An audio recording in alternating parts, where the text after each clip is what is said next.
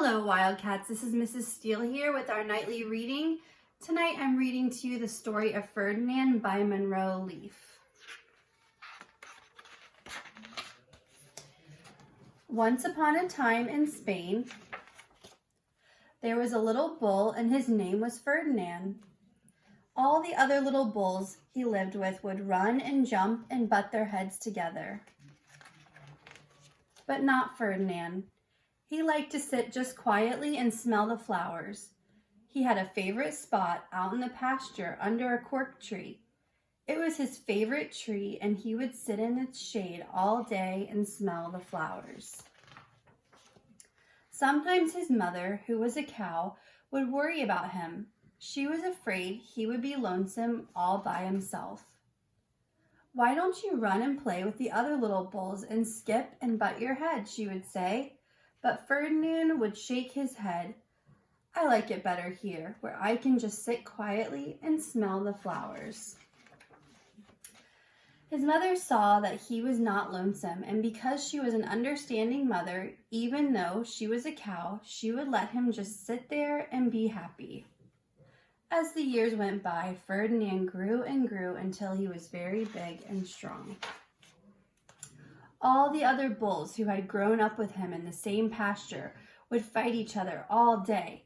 They would butt each other and stick each other with their horns. What they wanted most of all was to be picked to fight at the bullfights in Madrid. But not Ferdinand.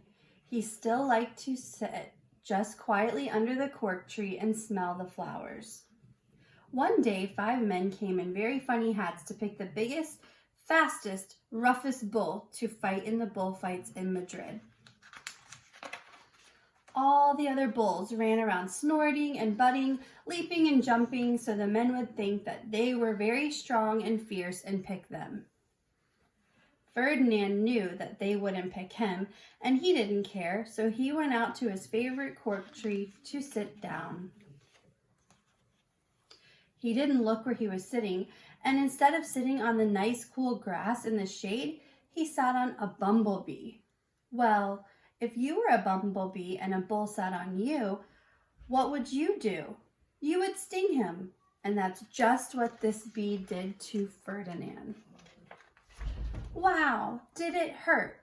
Ferdinand jumped up with a snort. He ran around puffing and snorting, butting and pawing the ground as if he were crazy. The 5 men saw him and they all shouted with joy. Here was the largest and fiercest bull of all, just the one for the bullfights in Madrid. So they took him away for the bullfight day in a cart. What a day it was! Flags were flying, bands were playing, and all the lovely ladies had flowers in their hair. They had a parade into the bull ring. First came the banderillos with long, sharp pins with ribbons on them to stick in the bull and make him mad. Next came the picadores, who rode skinny horses, and they had long spears to stick in the bull and make him madder. Then came the matador, the proudest of all. He thought he was very handsome and bowed to the ladies.